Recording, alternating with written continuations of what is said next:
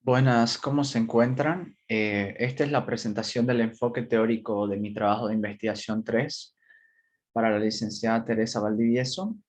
El enfoque a tomar en cuenta fue el enfoque cognitivo-conductual.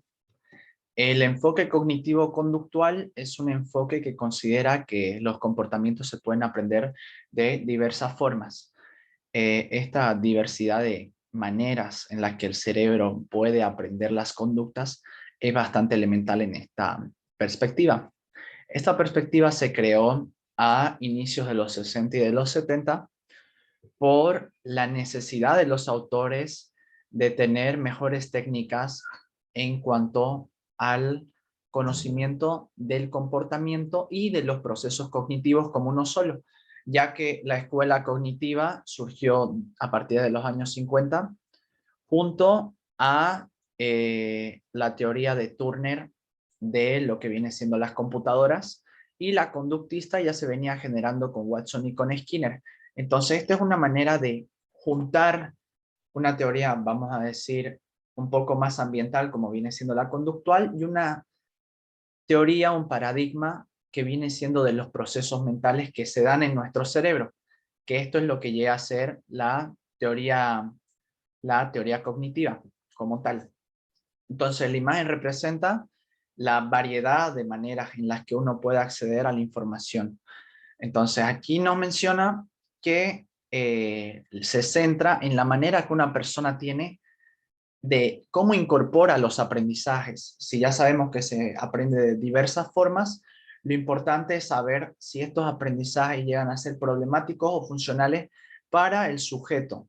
Entonces, la terapia, cuando el enfoque cognitivo-conductual se lo dirige hacia una terapia, nos interesa mucho la construcción de los hechos y de los pensamientos en el sujeto que viene a ser el paciente. Como autores representativos, un ejemplo, tenemos a Skinner.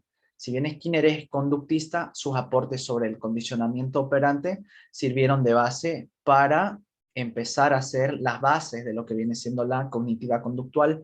Tenemos a Aaron Beck, a Albert Ellis, que por el lado de Beck y por el lado de Ellis, con sus terapias sobre la ansiedad y sobre las reconstrucciones y reestructuraciones cognitivas, forjando las bases en modelo de terapia en la escuela cognitivo-conductual. También otro autor representativo es Howard Gardner, en base a todos los estudios que se hicieron de inteligencia, que es una función cognitiva. Entonces la escuela cognitivo-conductual se encarga de eso. Howard Gardner, con su postulación de las 9 inteligencias, pero al final fueron aceptadas 7, que fue su primer planteamiento. Y el psicólogo Albert Bandura, mencionando unos cuantos claramente, que son muchos más. También tenemos a Binet, tenemos a Vygotsky, que hicieron bastantes aportes en lo que viene siendo la cognitiva conductual. También tenemos a Bandura con su aprendizaje vicario, por cómo uno aprende observando o por el modelado. Entonces, tenemos una inmensa cantidad de autores que, si bien ellos mismos no se determinaban sobre esta escuela, los aportes que hicieron se fueron juntando y generaron todo este espectro que viene siendo la escuela cognitiva conductual. Siguiendo con esto, el enfoque teórico de mi terapia es el cognitivo conductual, pero la autora que hizo la terapia de la cual les voy a hablar es Marsha Linehan. Linehan era una chica que sufrió trastorno límite de personalidad durante toda su adolescencia. Entonces, ella, en busca de soluciones, ella decidió estudiar psicología y dedicó más de 20 años al tratamiento de las personas con TLP. Entonces, ella creó una terapia estructurada que contaba con una diversas cantidad de fases, que son 3 fases y el pretratamiento, en busca de solucionar el problema que ella tuvo durante toda su adolescencia. Es bastante importante recalcar esto, ya que eso hace que tenga doble mérito, puesto que ella vio una necesidad, puesto que ella lo vivió en primera persona, por lo cual ella decidió ponerse las pilas y decir, voy a hacer una terapia para el tratamiento de las personas borderline. Sus estudios, tuvo doctorados en la Universidad de Loyola en Chicago y proporcionó tratamiento a las personas con riesgo de suicidio. ¿En qué viene ligado el TLP, que viene siendo el trastorno límite de personalidad, y el suicidio? Es algo bastante claro que la peor consecuencia en una persona límite de personalidad es el suicidio. Entonces, la relación es muy estrecha entre el trastorno límite de personalidad y el suicidio, por lo cual, si bien esta terapia que vamos a mencionar es enfocada a los pacientes borderline, puede ser igualmente implementada a personas con pensamientos o conductas suicidas. Vamos a continuar. Ya, terapia dialéctico-conductual. Como bien se mencionaba y como menciona su nombre, se basa en técnicas netamente de la escuela cognitivo-conductual y con ciertos aportes de la filosofía Zen y de la manera, vamos a decir, de la epistemología dialéctica. ¿Por qué? Dialéctica porque está en constante cambio y en constante movimiento la terapia, entonces se busca un cambio por medio del diálogo, por medio del hacer entender al paciente su trastorno y aceptarse a sí mismo con su trastorno en base a reestructuraciones cognitivas, en base a validaciones, comunicaciones, para que el paciente logre darse cuenta y reevalúe su manera de construir el mundo y así sus conductas. Esa es la base. Entonces, uno de los problemas principales que se plantea la terapia dialéctico-conductual es la solución de problemas. Entonces, en la serie de fases, según la fase en la que están, el paciente debe entender a plantear un problema. Entonces, se le enseña al paciente cómo es que se debe plantear los problemas de su día a día y cómo afrontarlos, cómo hacer cara a esta solución de problemas que se le presentan en su trastorno límite de personalidad. Es importante aclarar que la terapia dialéctico-conductual es específicamente para trastorno límite de personalidad, ya que así lo creó la autora y se basó en esta población en específico, no por edad, sino por el respectivo trastorno. Continuando, tenemos las fases de la terapia. La terapia cuenta con 3 fases y un pretratamiento. El pretratamiento es este establecimiento de una relación terapéutica entre el paciente y el terapeuta. En un lenguaje un tanto más coloquial se podría decir que es el delimitar la cancha con el paciente, decirle cuál es el modus operandi de toda esta terapia y ver si el paciente está dispuesto, ya que el paciente tiene que encontrarse totalmente dispuesto a el cambio, ¿no? Es importante adquirir el cambio en su vida, ya que si un paciente no se encuentra listo, no se siente listo para afrontar una terapia, es mejor no iniciarla, puesto que no va a tener el resultado esperado. Entonces, este pretratamiento es de vital importancia que el psicólogo genere ese vínculo, ya que los pacientes borderline, los TLPs, les cuesta generar relaciones interpersonales. Entonces, es de vital importancia la fase de pretratamiento. Una vez el paciente ya está inscrito en el pretratamiento, tenemos la fase 1. Como bien se mencionaba antes, el trastorno límite de personalidad tiene como principal consecuencia a largo plazo y en etapas críticas que vienen haciendo la población que tome como estudio los adolescentes, disminuir las conductas suicidas. Eh, Todas las conductas suicidas que se vayan presentando en el paciente deben ser atacadas directamente por medio de ¿qué? La regulación emocional y la mejora interpersonal. El paciente tiene que generar vínculos con todos sus círculos. Puede ser su círculo social de amigos, que genere esa confianza y que empiece a regular sus emociones. Las emociones en el paciente con TLP son una etapa central y es importante en la fase 1 hacer la aclaración. La fase más larga de las 3 es la fase 1, que dura aproximadamente un año, en donde deben atacar los pensamientos suicidas, las conductas suicidas, por medio de la regulación emocional y atacando a la impulsividad que caracteriza a un paciente borderline. En cuanto a la fase 2, tenemos lo que viene siendo construir una vida normal y enfrentar el estrés cotidiano.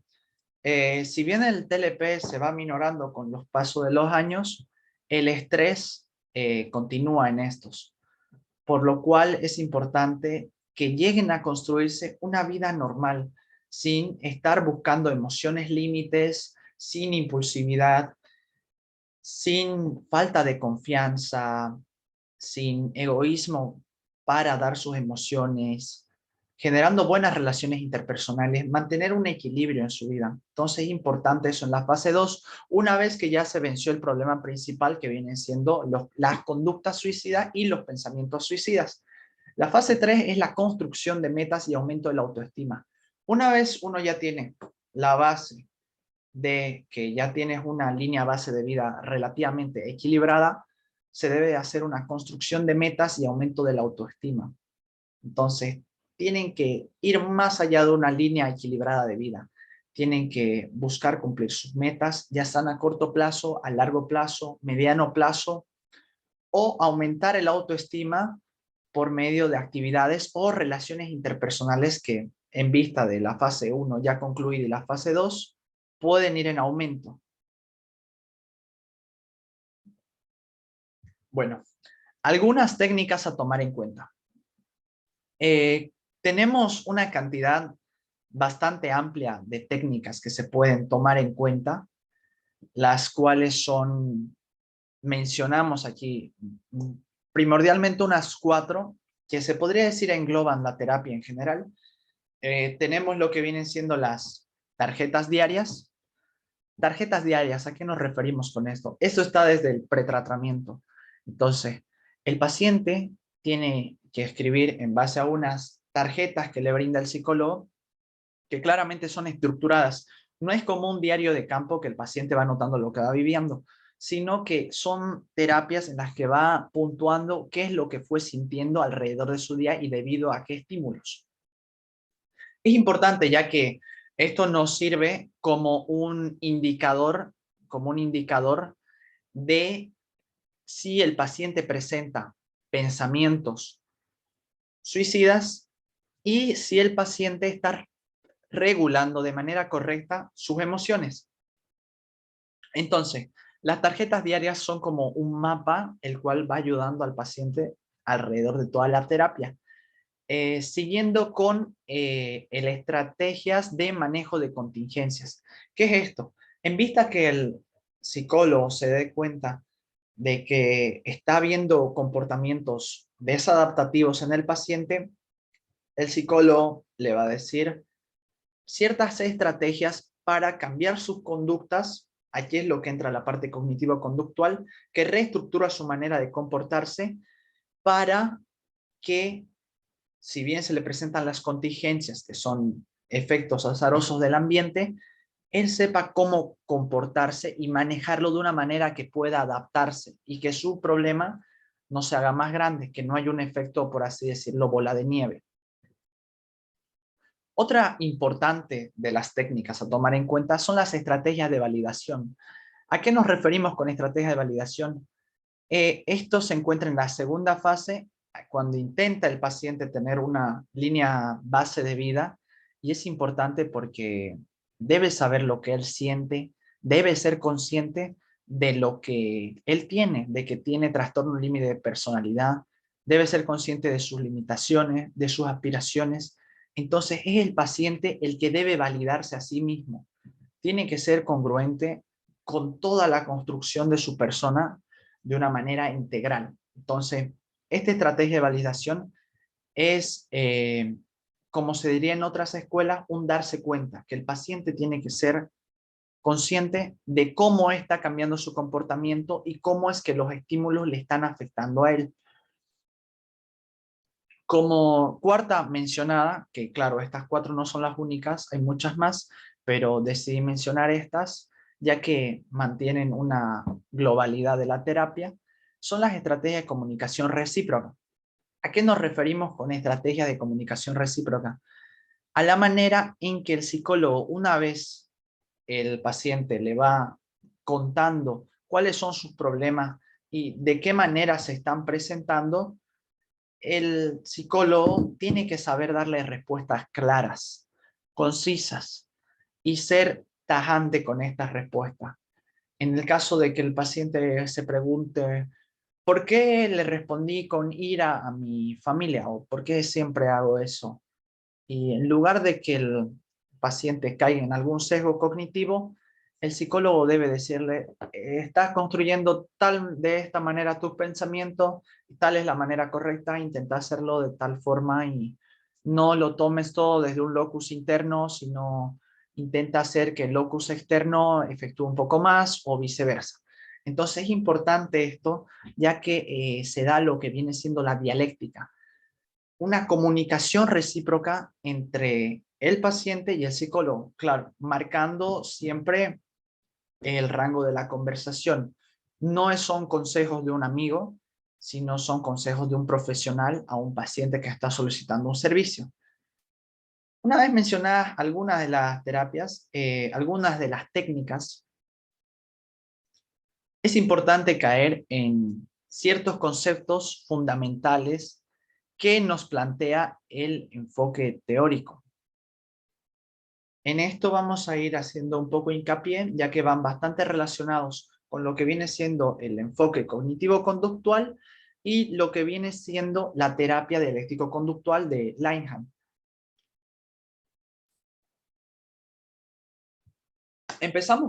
Vamos a mencionar 6. Vamos a empezar con uno de los principales durante toda la terapia y en el enfoque cognitivo-conductual en general, viene siendo la regulación emocional. Bien se sabe que en el enfoque cognitivo-conductual uno tiene que fijarse en los esquemas mentales. Entonces una persona piensa, siente y de ahí se comporta. Entonces de esa manera se generan las actitudes. ¿En qué etapa entra la emoción? Entra en la segunda etapa. Una vez que una persona construye su pensamiento, tiene emociones acerca de ese pensamiento. Entonces esas emociones son las que lo impulsan a actuar de determinadas formas. Entonces, lo importante aquí de la regulación emocional es que el paciente sepa discernir cuáles son las situaciones que le causan determinadas emociones. Y puede ser en el hipotético caso, vamos a poner un ejemplo, de que a una persona sea intolerante a la lactosa, un paciente con TLP, adolescente sea intolerante a la lactosa, vaya a un cumpleaños o vaya a una fiesta y hayan bocaditos de queso, cualquier cosa, y le intenten invitar. Entonces, él va a pensar que le están invitando solo para hacerle daño, porque él piensa que todos saben que él es intolerante a la lactosa. Entonces, él va a sentir que es un ataque a su persona. Entonces, está construyendo de manera errónea sus pensamientos. Eso va a generarle una emoción desadaptativa, lo cual va a hacer que su comportamiento sea de desagrado hacia una persona que solo está haciendo, vamos a decir, hospitalaria en el cumpleaños. Entonces, el paciente, una vez le cuente a su psicólogo, el psicólogo le tiene que enseñar técnicas de regulación emocional. Entonces, que él construya su pensamiento desde su propio punto de vista. Las personas no hacen las acciones de manera intencional. Entonces, cuando le ocurra eso, le intenten, por así decirlo, invitar algo y él es intolerante a la lactosa, él debe decir, debe pensar en ese momento, tal vez él no sabe. Entonces sus emociones van a ser sus emociones, lo que él esté sintiendo, tiene que ser de comprensivo. Y actuar de manera comprensiva con la persona que está siendo hospitalaria. Entonces decirle, mira, yo soy intolerante a la lactosa, por lo cual no puedo. Entonces él estaría regulando sus emociones en base a una situación para adaptarse al medio. Es muy importante esto alrededor de toda la terapia. Otro concepto, el aprendizaje vicario, viene siendo más una teoría. ¿De qué nos hablaba el psicólogo Albert Bandura? Bandura fue uno de los psicólogos más importantes en todo lo que viene siendo el siglo XX, de los más importantes debido a sus teorías del aprendizaje vicario, que también se conoce como aprendizaje por observación o aprendizaje por modelado. Bandura nos decía que una persona aprende por medio de la observación. Entonces, una persona debe prestar atención a un modelo. Una vez ve un modelo, ve sus conductas del modelo a seguir un modelo, a copiar su conducta, ve los resultados que le da el modelo y en base a que si los refuerzos que recibe el modelo son positivos, la persona que vio eso, generalmente esto se da más en niños y en varios casos de adolescentes, igual se da en los adultos, pero generalmente es el método por excelencia de los niños. Una vez ve los refuerzos positivos que recibió, entonces el niño procede a replicar la conducta en busca de los mismos refuerzos. Entonces, el niño asocia la conducta del modelo con la meta que quiere lograr. Entonces, como se puede apreciar en la imagen, podemos ver cómo está un padre rasurándose y cómo está un niño intentando replicar al padre, ¿no? Porque quiere lograr todos los refuerzos que tiene su padre, todas las metas. Entonces, es importante esto en el modelo de terapia del Linehan por el hecho de que si el psicólogo le presenta los modelos correctos a seguir, modelos de comportamiento y se convierte él en su propio método de observación del paciente, puede tener bastantes refuerzos positivos y así seguir la terapia de manera correcta.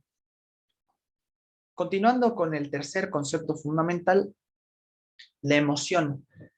Muchas veces escuchamos a la gente hablar de emoción y que la confunden con sentimiento.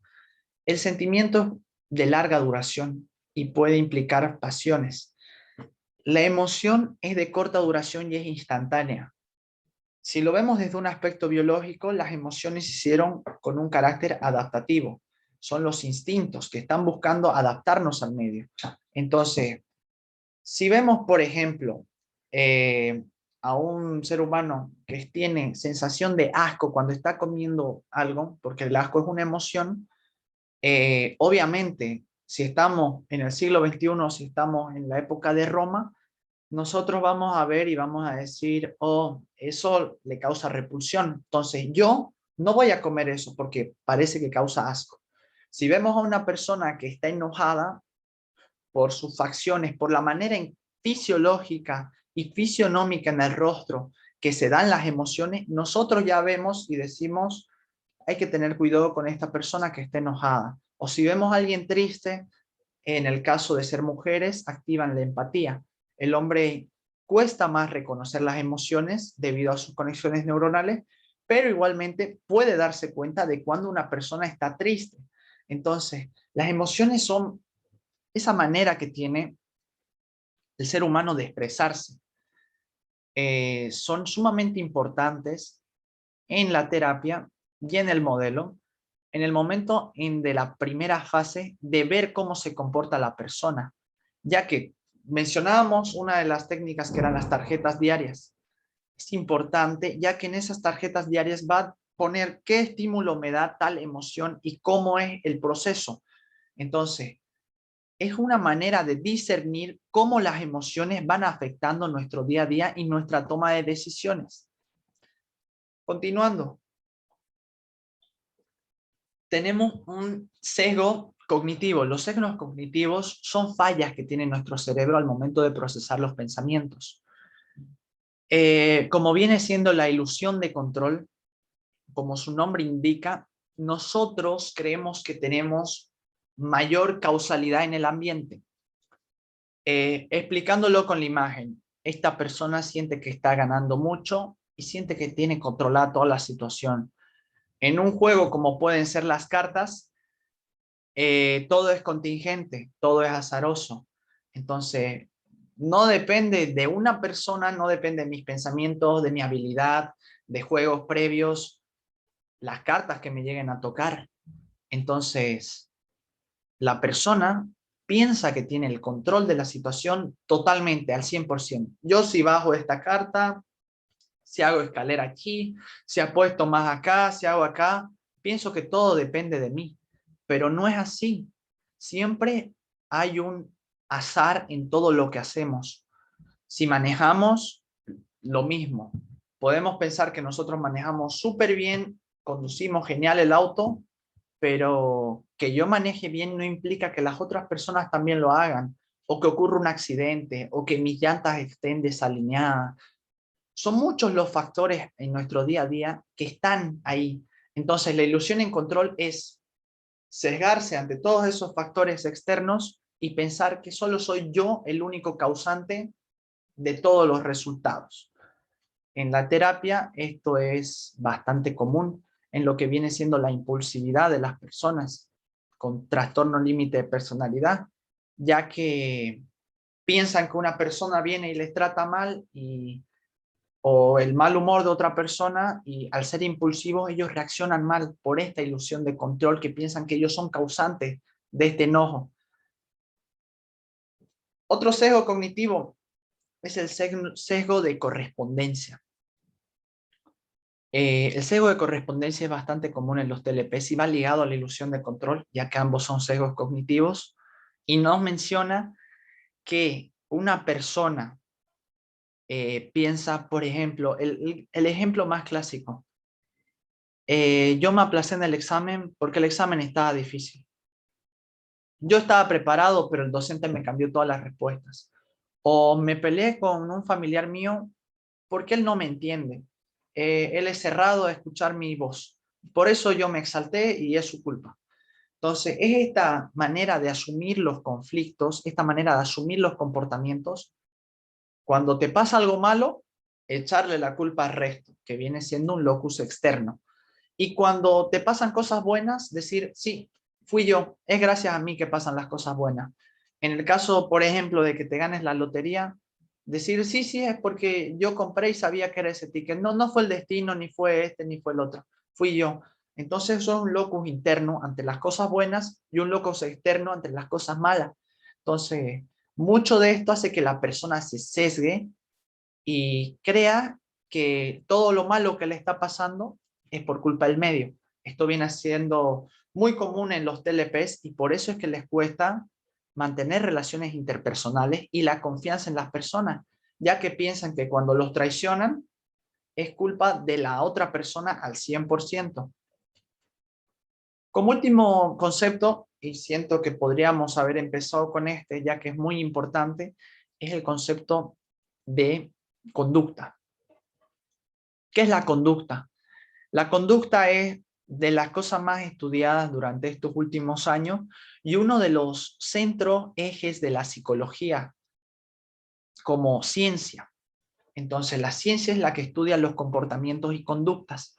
La conducta, desde un enfoque cognitivo-conductual, se da primero por factores de herencia, en base a mi padre tenía tales genes y me puedo comportar de tal forma. También podemos explicar la conducta desde un ambiente, desde un aspecto conductista, que nosotros respondemos a las demandas que tenemos del medio, o que es un estímulo, y nuestro cuerpo da una conducta en base a una respuesta que se le debe dar a ese estímulo. También lo podemos enfocar desde un ambiente cognitivo. ¿Cómo es que nosotros llegamos a comportarnos de tal manera? ¿Cuáles son los factores? ¿Cómo? Debido a aprendizajes previos, esquemas mentales, cómo se conecta la información, memoria a corto plazo, entra la inteligencia. La manera en que nosotros percibimos el mundo es la manera en la que nosotros respondemos con conductas. Entonces es un término sumamente amplio y que es bastante estudiado en lo que viene siendo las terapias cognitivo-conductuales. Y en la ¿qué se llama esta? Dialéctico-conductual es central, ya que por medio del diálogo nosotros sabemos cuáles son las conductas de la persona, del diálogo y claramente de las tarjetas diarias estructuradas, las estrategias que nos vamos brindando al paciente. Entonces, sin nada más que añadir, muchas gracias por su atención. Si bien el video se alargó un poco, intenté explicarlo todo de manera correcta. La terapia cognitivo-conductual y la dialéctica conductual, que es en la que nos enfocamos, intenta generar y construir nuevas percepciones, una mejor regulación emocional y una validación de su trastorno a los pacientes borderline. Entonces es muy importante tomarla en cuenta, ya que al ser específica, si se presenta un paciente con trastorno límite de personalidad, esta debería ser la primera terapia a tomar en cuenta. Muchas gracias. Hasta luego.